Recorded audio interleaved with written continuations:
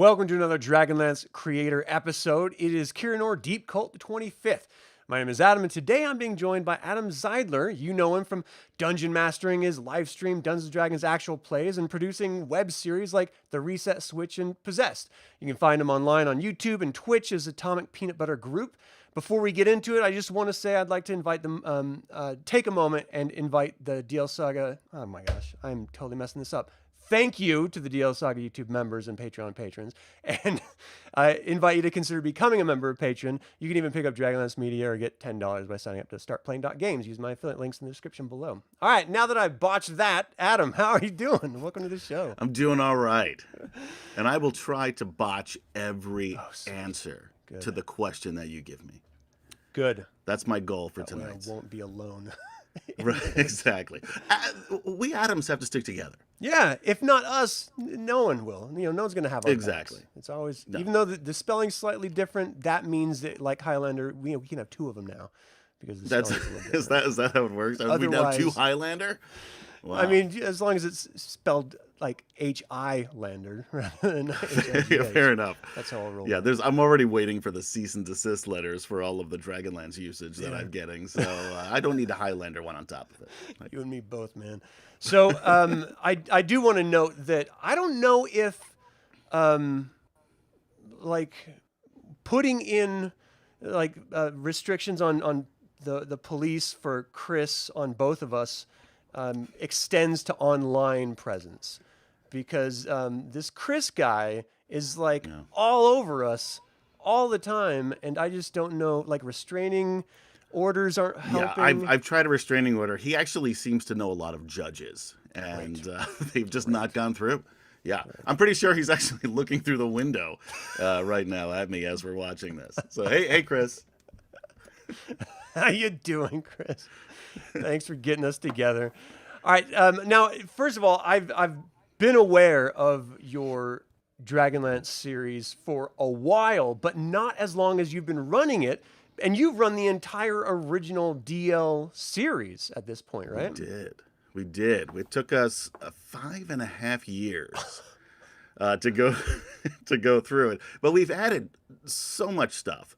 It's something that I'd wanted to play since I got what was it, DL7, the one with Gilthanis and Silvara on the cover, looking up at the stone dragon, and it was 2020. Oh, wow. Where, well, before then I started slowly picking up each original module.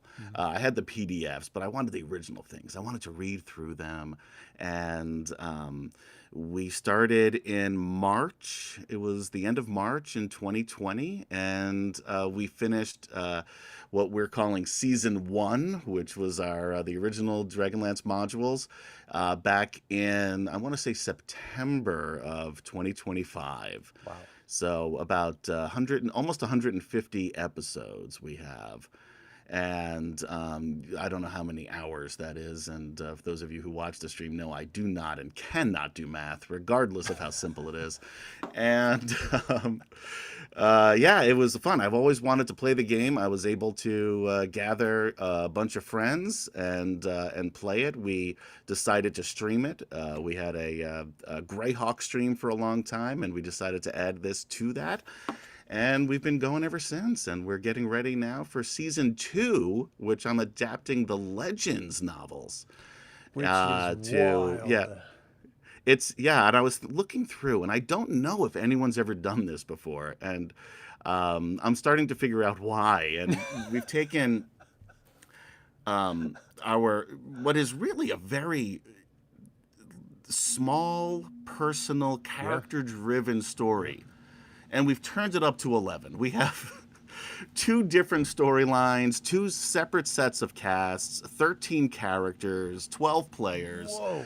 And it's going to be huge, and it is a lot more work than I thought it was. Much more so than just reading through the modules and converting them to 5e. I mean, this is much more than just redoing, the story then. I mean, you're completely crafting whole new elements to this, right? Yes, and we don't use any of the pre-made characters. Mm-hmm. So it's all original characters. We will use all of the, not all, but most of the characters from the books, from the modules, as NPCs, often in very strange and unusual situations. For example, the players had knighted Tasselhoff Burfoot.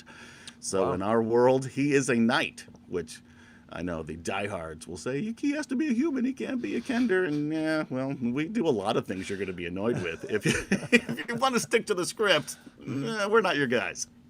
But it's also an So actual play of a Dungeons and Dragons game. I mean, it's your table. You can do whatever the hell you want. that's what I keep selling to my players. And they argue with me because after playing this game for, Right. I've been playing 5e since it came out. I still don't really know how to play the game. This is the first time I've ever DM'd too, was playing this. Besides maybe a one-shot here or there. Yeah. So I figured why not dive right in, Yeah. learn how to DM on camera, playing a game that was very important to me since I was a teenager.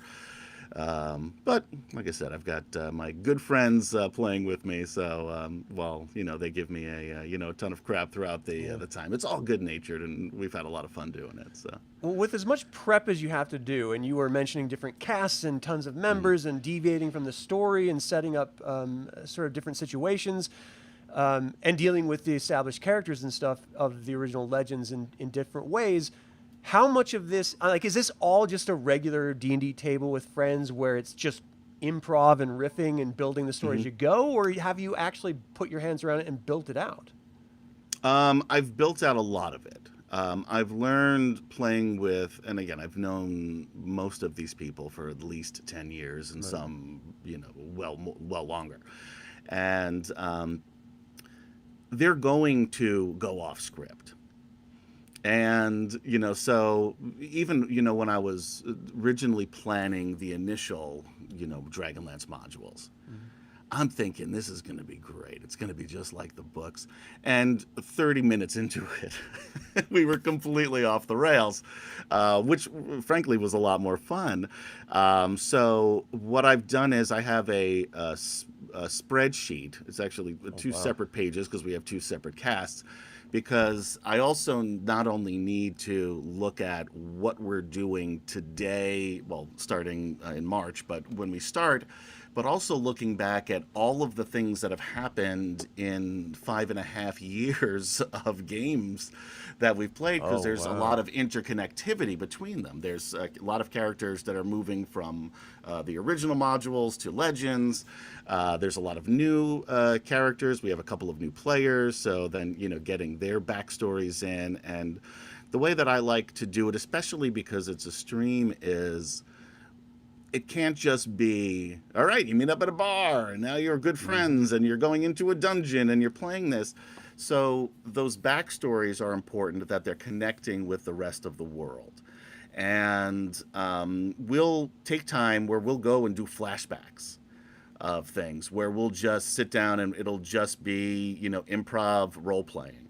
Nice. And I found pretty early on that it's more interesting to me to have that kind of, character dialogue versus a lot of battles. So while there's obviously plenty of, battles throughout, it's a D&D game, we're still playing a game, there's a lot more role-playing involved than just sitting there listening to people rolling dice and I hit, I miss, etc.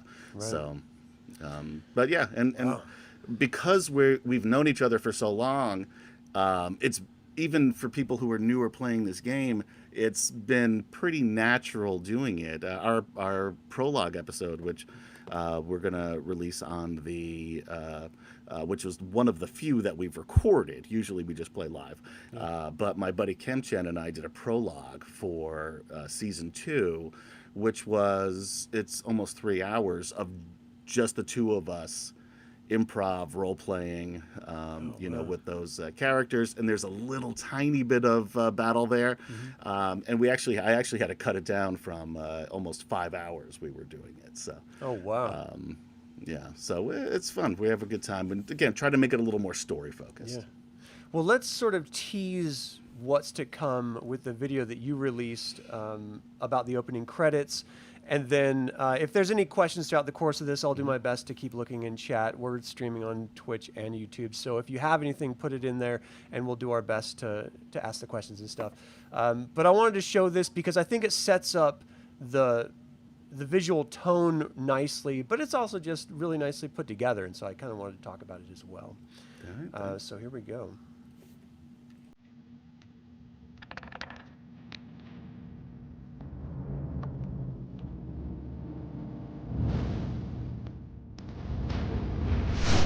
The War of the Lance ended in fire and blood, but peace was only an illusion.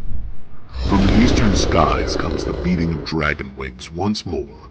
Armies clad in black and blue march beneath a sapphire banner. At their head rides Kitiara Utmatar, the Blue Lady, Dragon High Lord, Conqueror, and one of the most dangerous warlords Kryn has ever known. At her side stalks a figure out of nightmare and legend, Lord Soth, the definite Darkguard Keep. Across the field stands Gorel Nightfoot, Kitiara's adopted brother. The last two surviving members of a shattered family now find themselves on opposite sides of a war neither can escape. This is not the story of the War of the Lance. This is the war that follows. The Blue Lady's War is a campaign of conquest, fractured loyalties, and impossible choices. A struggle not just for cities and crowns, but for the meaning of family, honor, and power. As dragon armies rise again and ancient forces stir, new heroes will be forced to step forward. And before this war ends, Kryn will remember their names.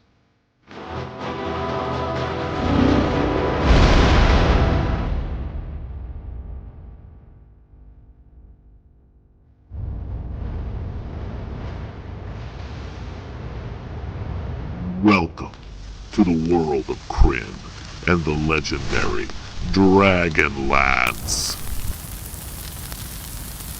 Does Delamar ever not show his chest? It's like his go-to move. It's a missed opportunity if he doesn't. That's the way that I look at it. He's just like, check it This out. guy's, he's doing a lot of push-ups, a lot of planks. He likes to show it off. Why not? Yeah, no, I dig it. I get it. Okay, so clearly there's some AI involved in that. Do you ever worry about AI backlash? I know there's like there's like two massive camps online where you're either like, who really cares? And then there's just like, never use AI, or I can't like even believe you're a human. Do you ever concern yourself with that at all? I don't, but I get it. I even one of my best friends who plays with us on our Friday night game, because we have two casts. So the video that you just showed is from the second cast, and which is sort of the second storyline of the Blue Lady's War. But he gives me crap all the time about it. Although this is the first time we've used it, and I've spent a lot of time putting together between Adobe After Effects and Premiere, putting together things, and I kind of, what I thought was going to be the easy way this time, but it takes a lot of work to make anything in AI look halfway decent and give you what you want. So there was still a lot of After Effects involved in there to clean it up and to do it, but I do get it, and I feel like if I was charging for this, I wouldn't use it. Right. But considering I lose money every time we play, I feel like I'll give myself a little bit of an out, and because of my past, as an actor, and a filmmaker, it has given me an opportunity to sort of, look at this, as sort of a way to project what has been in my mind out to the audience, better than using stock footage or things like that we've used in the past. Yeah. So, but there are going to be people that are going to hate it and get angry about it, and to them I say I get it. Yeah, I don't blame you. I get it. Yeah. I mean, as long as you're tuning in, you can hate as much as you want. Yeah. I don't care. Yeah. Just I got a lot bigger problems than some internet people being mad at me. So. Oh, 100%. Yeah. I mean, you mentioned, you're an actor and creator, filmmaker. So what comes first for you? Is it the desire to act and create films, or is it Dungeons and Dragons, like playing tabletop role-playing games? That did one inform the other? That's a great question, and I don't know because, and especially doing this, it's been a combination of the two. That being said, definitely playing D&D when I was a kid, and particularly from reading the Dragonlance novels, really inspired a lot of creativity in me. And I was a really shy kid. I don't think I, spoke more than 2 words to people until I was probably in 7th or 8th grade. I haven't shut up since, but then I was really shy, and I feel like those, finding that creative outlet, which really did stem from playing this game, acting out this character that wasn't me, that I could sort of, be somebody else and pretend to be somebody else and play somebody else, really inspired me. And I mean, I was acting from when I was a little kid. I was on Sesame Street when I was 4 until I was 6. Oh, wow. So that was always in there, in my mind too. So, between the two, it's always kind of been, a nice, nexus of creativity for me, where there's not a lot of difference for me between the two. It's one of the reasons I love to play D&D, and it's one of the things that has inspired my creativity to do some of the other, like whether it's writing or acting or or filmmaking or whatever. So it's they've really gone hand in hand since I was, I don't know, 12 or 13 years old. That's fascinating. I mean, I probably watched you on Sesame Street because I was the same. I probably taught you how to read and write. Yeah. You're welcome, by the way. I feel like I'm not doing that great, job. so don't. Even so. No, that's awesome, though. I mean, that was a huge cultural phenomenon, and I'm assuming you were around the same age. I don't actually know how old you are. I'm knocking on 50, but yeah, I'm 50, so yeah. Okay, so yeah, pretty close. So I did teach you how to read and write then. Literally. Dad, is that you? Yeah. it's me, son.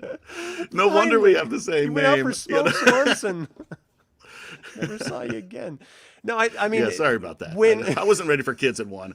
It was a whole awkward experience, a phase. It was weird. It was weird. But you grow up fast on the set of Sesame Street. You really do. I heard Grover's a grabber. I don't know if that's true.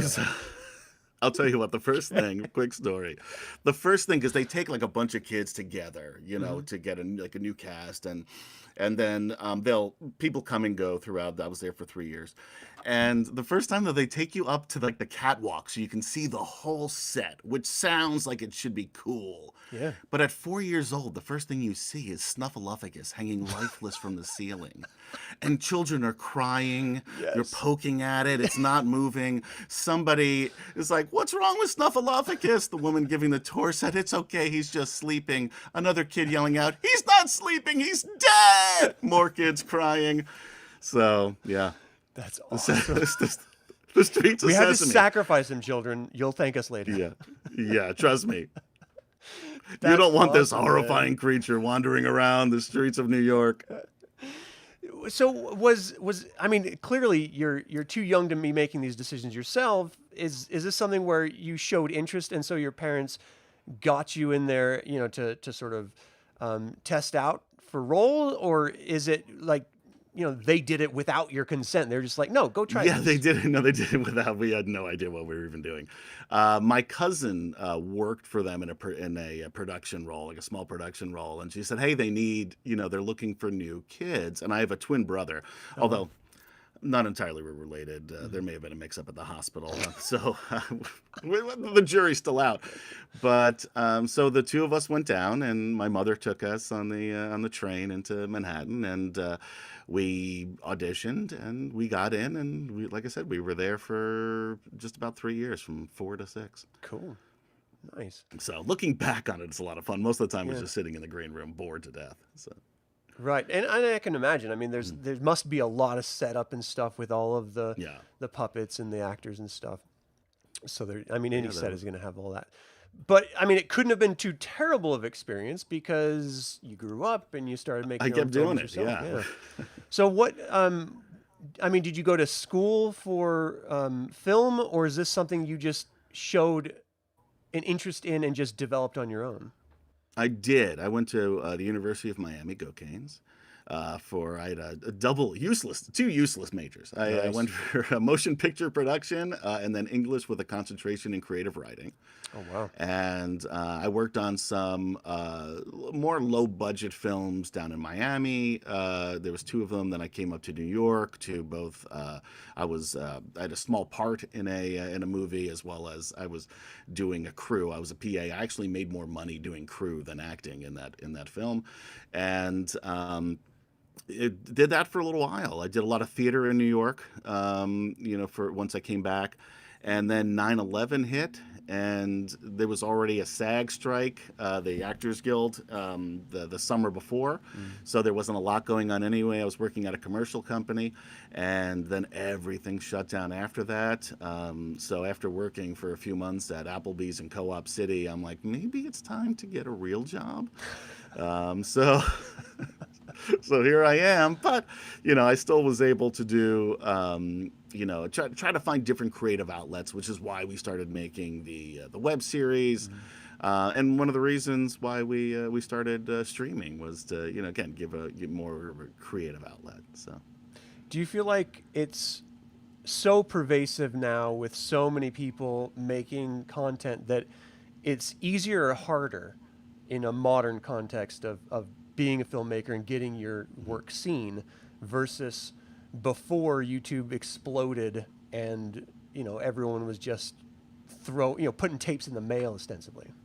I think it's a little column A, little column B, because when I started doing this, first of all, when I was in school, it was right at that point where it was moving from film to digital, right? So I learned everything on film.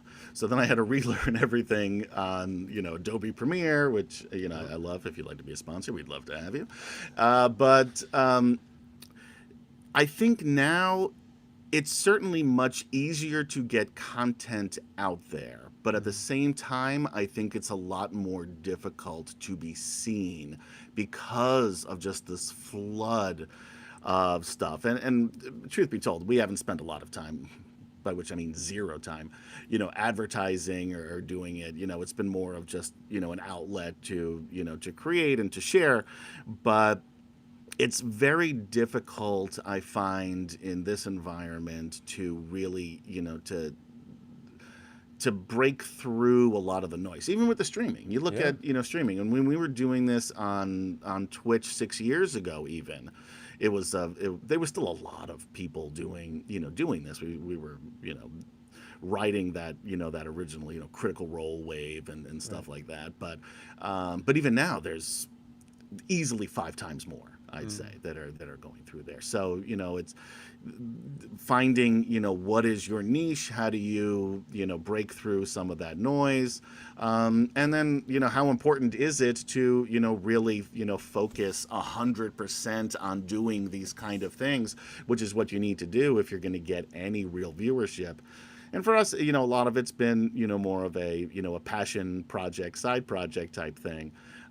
So we're having fun with it, and and if we can, share that fun and that entertainment with somebody else, great.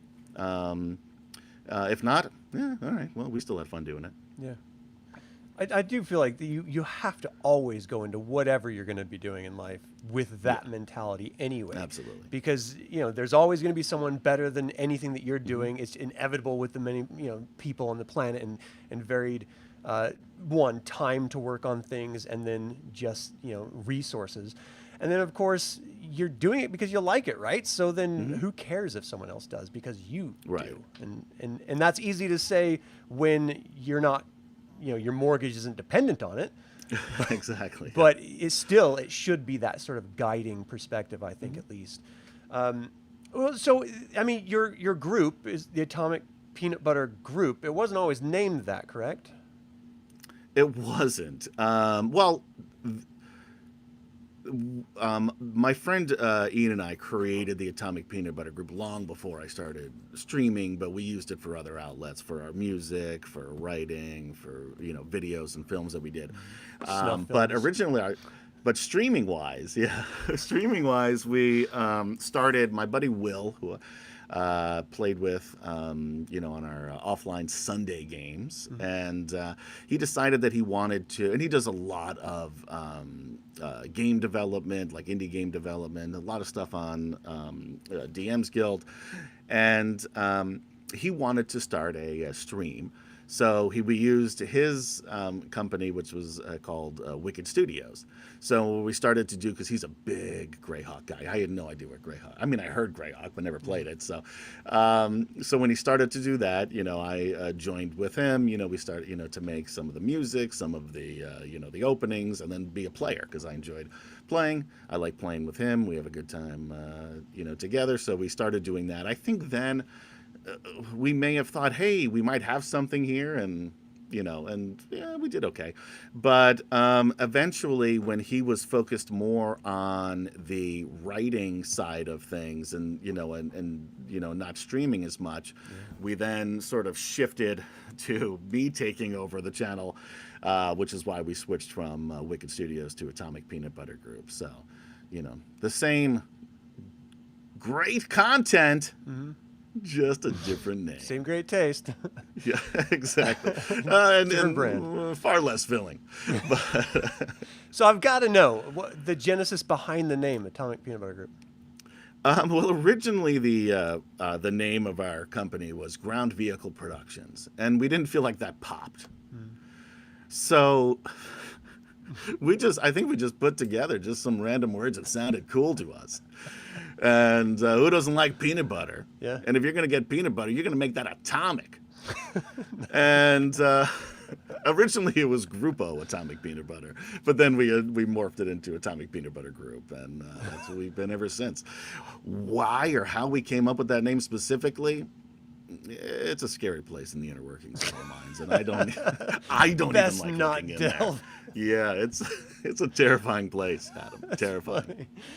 Okay, that's fair. I always love hearing the sort of genesis behind like production company names and just individuals, creative individuals, why they do what they do and how they got to it. And so I appreciate you sort of letting us on the inside a little bit to that. Sometimes it just happens. Looking at the clock, I know we and have then you regret it afterward. Yeah. right, we're stuck with this, right? Damn it. What are we gonna do? We do have a hard out, and so I do kind of want to shift the conversation a little bit more to Dragonlance. It is a Dragonlance channel. You're wearing a Dragonlance shirt. People can't really tell. I'm ready. Nice. I came prepared. So that's not a tattoo on your chest. That's the actual shirt. No, it is. It's weird. Blacked out everywhere around on your chest. It's yeah. My Really wife thought it pops. was a waste of money, but I told her one day this is going to work for me, and here it is. Here we are today. I told you, baby.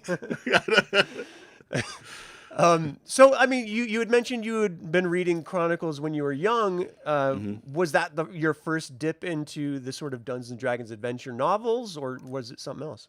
It was, yeah. I had played. We did not play it correctly, but Yeah. a friend of mine, his older brother played, and we were in like 6th grade, and my brother and I were playing around a little bit. So I really liked the idea of D&D, but never really played it. And then I was at a friend's house, and she he was talking about these books, these novels, and she just loved them. And it was the Dragonlance Chronicles. And the way she was talking about them and how she was so passionate about them, I'm like, I want to read these novels. She wouldn't let me borrow them. That being said, earlier on, I did murder all of her fish. Long story, but... Wow. I get why she didn't let me. She didn't trust me with her books if I couldn't even feed her fish correctly. But eventually, it was probably maybe a year or two later, I was at a bookstore and I came across, and I had been looking for them for a long time, and I came across the original Chronicle series, and I probably read them in 4 or 5 days, like all three of wow. them.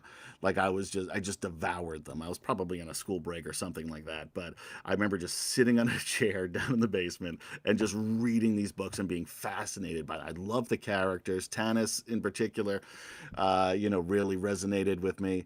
And from there, I really, that's when I'm like, okay, now I get it now. Now I really want to play this game. Because up until then, even just fantasy worlds weren't that interesting to me, except for Beastmaster, which I used to watch on TV all the time, and I loved it. It was one of the worst movies ever made, but you know what? To this day, I'll still stand by it. Love that movie. What are you gonna do? Yeah, exactly. So, I mean, you had mentioned Tanis resonates you. Can you give us your favorite hero, favorite villain, and why? I mean, Tanis is definitely my favorite hero of the books, and I think it's just even though he's half elf, the humanity within him, especially as the leader of this group, was really kind of the first time. Even sort of Luke Skywalker a little bit, in the beginning, but he's really on just a hero trajectory from the beginning, where Tanis is so conflicted with everything. And especially as like a 14-year-old kid or whatever I was when I was reading these, it was probably thereabouts. I got that. Like, he didn't have, that confidence, but he still made it work. He didn't know what he wanted, but ultimately, although there was, ups and downs throughout, like he did it, and that, that sort of, that perseverance of doing the right thing, even though you don't think that you are capable of doing it. And in that place really resonated with me. And as far as villains go, Kitiara is by far my favorite, and I would argue she's probably my favorite villain in any IP. Oh, wow. And because when you think back to her, and it really playing her in our D&D stream too really got to me, and sort of getting into her head, because if you think about it, she was someone who was left behind and sort of had to, sort of make things, work on her own. And, and then she met Flint and, and the others, and, and did have that family there. But up until then, there's that, that piece where, she was never good enough. And I feel like in her own mind, but, she decided, you know what? I am going to turn things around. I am going to be the best. I am going to be the most powerful. Did she do things the right way? No, of course not. But, that determination, that grit, again, and, I think also that connection that she had with Tanis is what, interested me to begin with too. But, for me, I just loved that character. I loved her confidence. I loved her moxie, like I feel like, she could, I mean, look at her relationship with Lord Soth, right? You have a Death Knight who everyone, like, this guy touches you, you're dead. Yeah. But he's kind of her sidekick.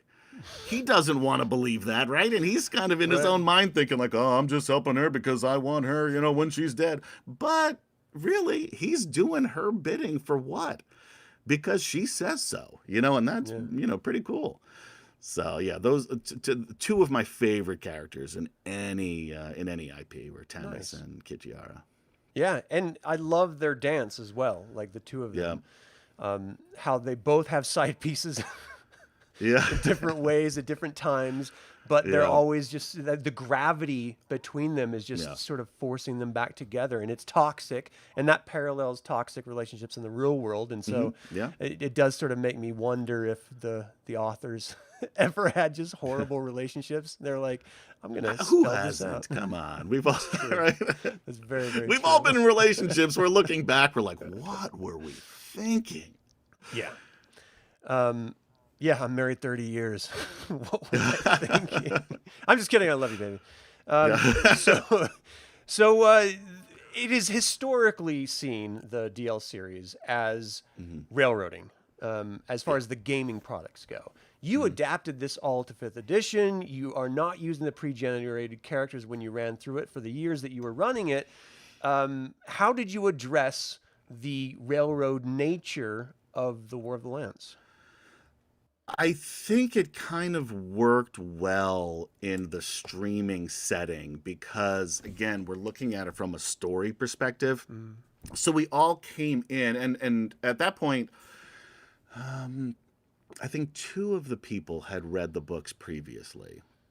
My buddy Gary, who has a notoriously bad memory, I don't think could remember most of it, but he did read it.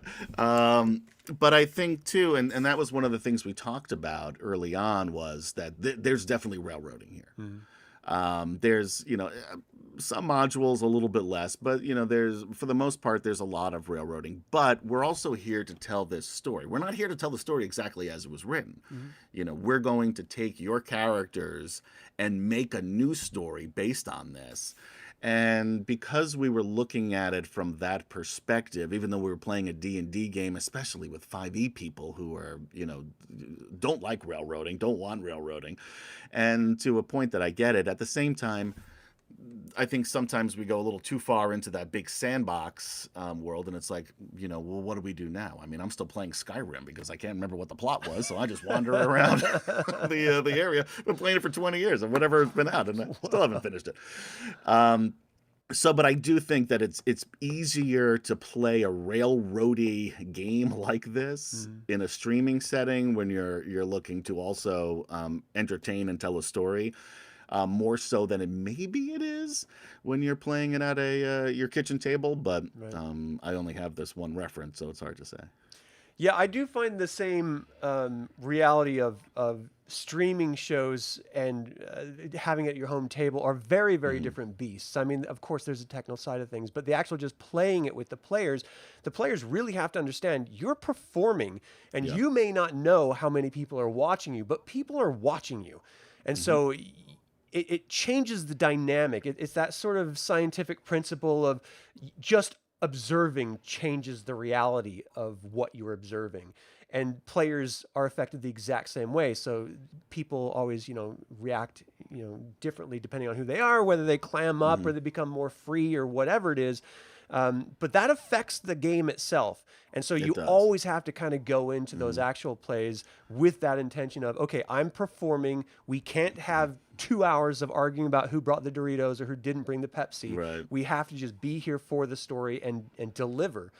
Otherwise, there's really no point in streaming in the first place at all. Yeah. And that's one of the reasons when I was looking to put together a group. Originally, Will and I talked about, because what we had done in some of our Greyhawk streams was audition people. Oh, wow. And we did, I think we did 2 auditions for Dragonlance, and they were some really nice people. They were some really good players.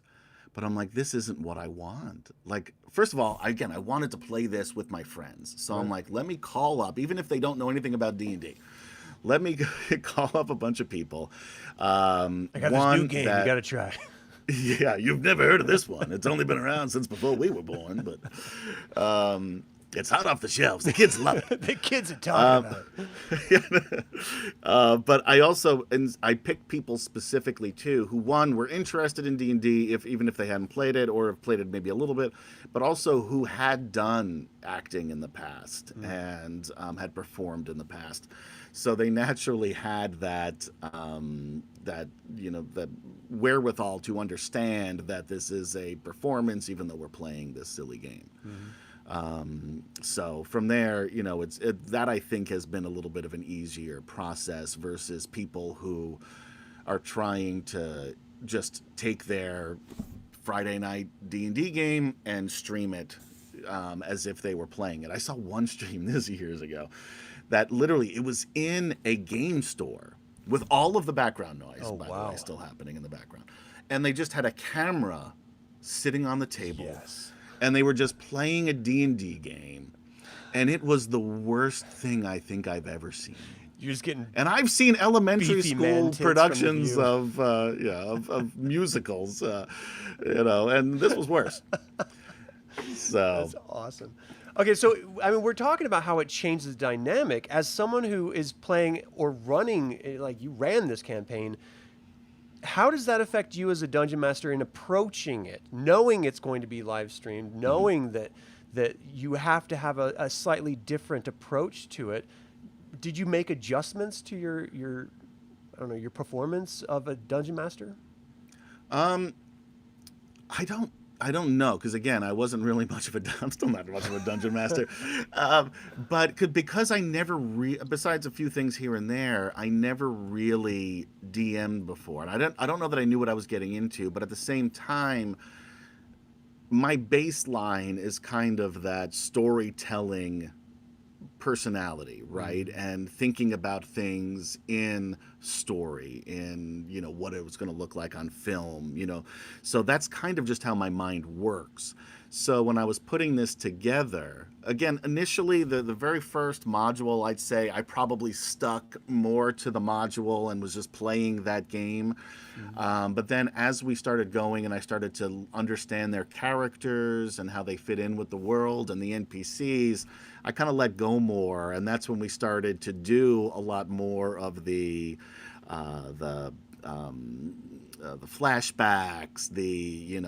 Whenever we introduced a character, we introduced them. We would spend 30 to 45 minutes just introducing that one character and setting up their backstory and how they fit in before introducing them to the rest of the cast. Right.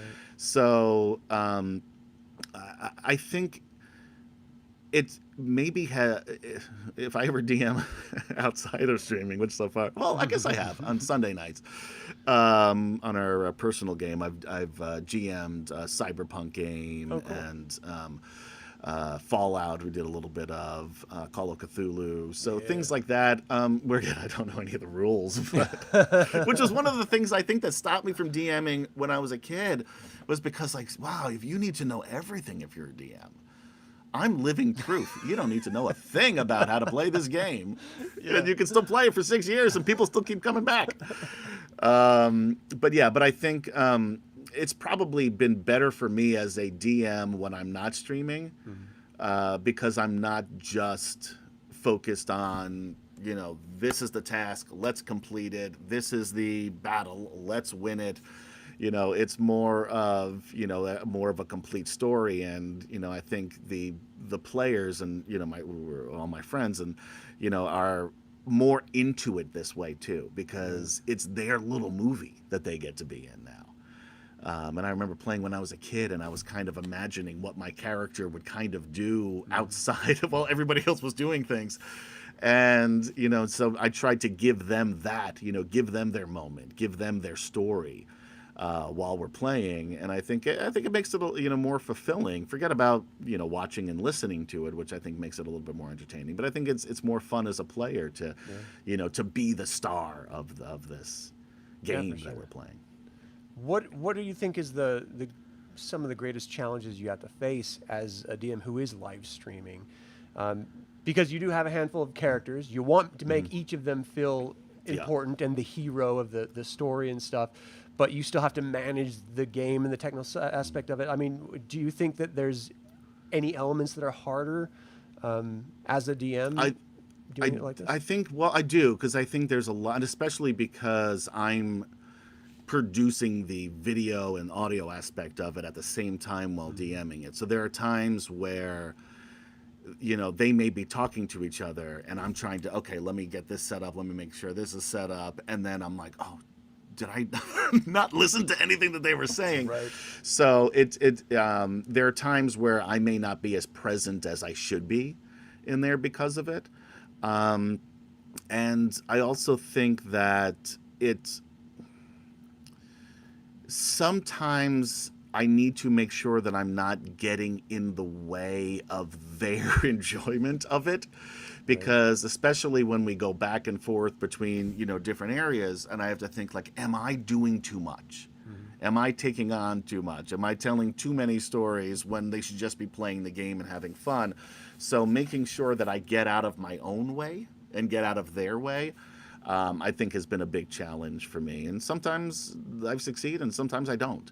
Yeah. And I think over the years I've gotten a little better with it, but it's still, I think, a big challenge to, not make this about me and the story, but make it about them. And that is a testament, I think, to a good dungeon master and, just a good director of any sort, where you're conscious that you can get in your own way, and that can affect negatively whatever it is you're producing. And so you want to make sure that, you make your mark because you're guiding this whole thing in some way, but you're also giving room for others to be present and active. We do have a couple questions, so I wanted to throw them at you while we have a little bit of time here. All right. Chris has a question. Will you marry me? That's not just Yes. This is what a sweet moment you've had on your channel here, Adam. I'll do it. I will. I was waiting for you to ask. How do you both recommend handling this as the DM?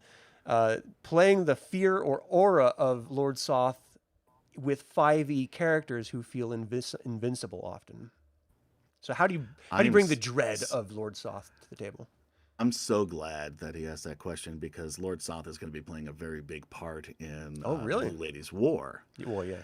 And I was looking at the 5e version. And the 5e version we used in Season 1. And he had literally one-shotted a 10th level character. Yeah. It was a wizard, so they're a little squishy. They probably deserved it too. Still one-shot him. Michael is still mad at me for that. But yeah, you know what? I rolled the dice. His number came up. Killing goldfish, one-shotting players. Exactly. Yeah, I'm ruthless. Ruthless as a DM. And when it comes to fish. And because they have no right to live, right? Am I wrong on this? Tell me in the comments. Am I wrong? So, but I was looking at this. Exactly. This is one of the things that everyone yells at me for is how I treat the audience of our viewers on Twitch. But they love it. It's part of my charm. Anyway, so I looked at the 5th edition version again, and I'm like, this one he's pretty tough, but now these are 12th level characters that are going to be and above that are going to be facing him. So I went back and I looked at the original Lord Soth and sort of combined a lot of the two and just beefed him up. So he will not be a pushover in 5e. Plus we use a little bit of, not raw rules, where if you get knocked down in our games, you get a level of exhaustion. Nice. So if you keep getting knocked down, those stack, and eventually they could just kill you. It hasn't happened yet, but still. And then also if your saving throw, your death saving throw, is you need to. We use the what was that? Tomb of Annihilation, I guess it was, rules where you need a 15 or above to make it a success. But I also think how you play it can also add to that dread. Yeah. And I haven't got to play him enough where I feel totally comfortable in his skin yet, which is he's such an awful character too. So I don't know that I want to feel so comfortable in his skin. But I'm definitely working on how to play him a little bit better too. So I think that's a part of it as well. I've never been able to be happy with how I've run Lord Soth and it's always based on the reaction of the players. I've run Lord Soth in AD&D, I've run Lord Soth in 5th edition, and in 2nd edition, and it's always the case where the players seem to never care. Like they're just like, it's a bad guy. I save versus fear, F him. And I'm just like, but you can't, and then, I just can't. That's why you need to one-shot the wizard every now and then, just to keep them honest. It's just the worst in my opinion, because even, like, I always play fear as, if you fail it, you're pissing your pants or shitting yourself, or you just can't, you're feeble and you can't do anything. If you succeed, you're still terrified. Right. But you're just not shitting yourself. And so I try to impress on the players that aspect of it. And the fact that this isn't a skeleton, this isn't a zombie, this is Lord effing Soth. Yeah. Like, he's got Lord in the title. He's a big deal. Yeah. But yeah, my goal is, because I had some friends who were playing in their home game, they're playing the Ravenloft game, and the characters just met Strahd. and they were terrified of him. And I'm like, my goal is to make Soth more terrifying in this than Strahd is in Ravenloft. Oh, I can't Will I wait. succeed? Join us Friday nights, whenever we bother to play, on Atomic Peanut Butter Group and find out. So, I mean, Atomic Peanut Butter Group on Twitch and on YouTube. Yes. And there's a Facebook page as well. Podcast, podcast, if you go to Dragonlance Chronicles, at least until they cease and desist, which we've gotten along for many years. But that's where most of the folks listen to us. And we've had a really good turnout there, probably because we've used Dragonlance Chronicles, so people have found it easier. Right. And then Facebook, you can catch us. We do stream on the now on the DL Nexus page, as we've got a few of their folks there joining us in our games. My old buddy Chuck, who says hi, by the way, Nice. and Ed, and then Wicked Studios 11, because apparently when Will didn't realize that there's a porn company also named Wicked Studios when he was trying to set up his Facebook page. So I guess the first 10 are those. So there's a lot of disappointed viewers, by the way, when they find our Dragonlance stream, thinking it's going to be something else. Like, what is this? This is not what I signed up for. I see no nipples. Yeah, but I kind of like it. At least that's what I imagine that they're saying. Kitiara cat's pretty high. All right. I don't know why she looks like a middle-aged fat man, but okay.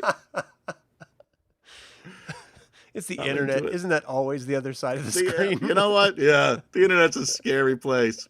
Don't think too much about it, folks. Right, it's best not to. All right, let me see if we can fire a couple here. Someone wants that shirt that you're wearing. Where can they get it other than off I the have back? no memory of where I got this shirt. And again, it's tattooed on me, so you need to skin me in order to wear it. Hey, it puts the lotion on its skin. Once it gets the hose again. So It does. actually, yeah. I mean, that might be Chris in the window with the lotion. Yeah. It is. You know what? In this weather, my skin is getting a little dry. So, Chris, come on in and oil me up, baby. Cocoa butter my ass. Yeah.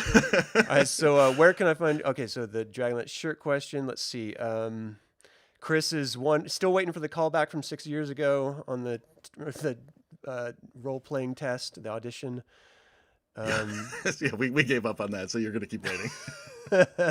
What would be your holy grail of how AI or technology in general could be used to enhance the visual storytelling of role playing? That's a great question. That's a really, really great question. I would say that if you can somehow it's tough to say because it's also very terrifying. The more that AI comes through, and the more that it can do. Yeah. I've seen I Am Legend, but I feel like if there were ways to use it to enhance the overall experience, and I don't think that the silly opening credits that I have are really doing too much. Although I think it helps set the tone, but even just using it, like I was trying to actually sat down, and I'm not good at ChatGPT, but I was sitting down and trying to just do have it give me a family tree. Right. Because we have a lot of characters that are interconnected, especially as we go into season 2, and it couldn't even do that right. But I think for like being able to help, supplement, your story ideas, the modules that you're using, to make it a more full experience for you and for the players, I think would be great. What that looks like, I don't know, and I'm almost afraid to find out. Right. But I'm curious now that you brought it up. Well, I think we're going to have to put a pin in the rest of the questions. Thank you guys so much for tuning in live with us for this interview. And Adam, thank you so very much for spending time with me here. I've really enjoyed it. Yeah, thank you. It's been fun. I'm glad to finally meet you. I've been a fan of your channel for a long time, so glad to sit down and chat. Yeah, just like your Dragonlance Chronicles, my Dragonlance Saga is kind of just stolen a little thunder. Yep. From WotC. Enjoy finding us easily when you can, folks, because sooner or later, those WotC lawyers are coming after us. Going to be canceled. All right. Well, again, check out his YouTube channel, Atomic Peanut Butter Group, and also the Twitch if you're on Twitch. And then Dragonlance Chronicles if you're listening to the podcast. And then, check out the web series that he's got going that he has Please produced. do. We thus put a lot of far. work into those. I mean, Possessed is on the Atomic Peanut Butter channel. Possessed, on I YouTube. feel like, is our best one. That one was very, I don't know why I thought we'd be able to do it. I had the hubris of the King Priest Vistar here doing that one, but it worked out pretty, was it perfect? No, but it worked out pretty well. It's a 10 episode scripted series of paranormal investigators. Awesome. There's drama, there's comedy. There's some spooks and thrills along the way, so check it out. I love that stuff. And then also the Reset Switch, which has its own channel, correct? Yes, but it's also on the Atomic Peanut Butter channel too. Oh, I okay, moved it over. perfect. But Reset Switch, basically a sitcom, which apparently teenagers love. My daughter's friends love it for some reason. So if you're a teenage girl, check that one out. You'll enjoy it. Sweet. All right. Well, thank you all so very much for tuning in to today's Dragonlance Creator episode. What do you all think of Adam's projects? Is there a series you'd like him to explore or continue? Feel free to email me at info@dalesaga.com or leave a comment below or reach out to Adam on his YouTube channels. Is there a best There's gonna be a lot place of that comments people... saying, just please stop, please. I'd like For you the to love of explore God. offline. Please just don't. Please stop. We've had enough. Oh, man. This channel is all about celebrating the wonderful world of Dragonlance Saga. Thank you all so very much for joining that celebration. So for Adam, my name is Adam. This is Dragonlance Saga, and until next time, Slanjavar. Bye.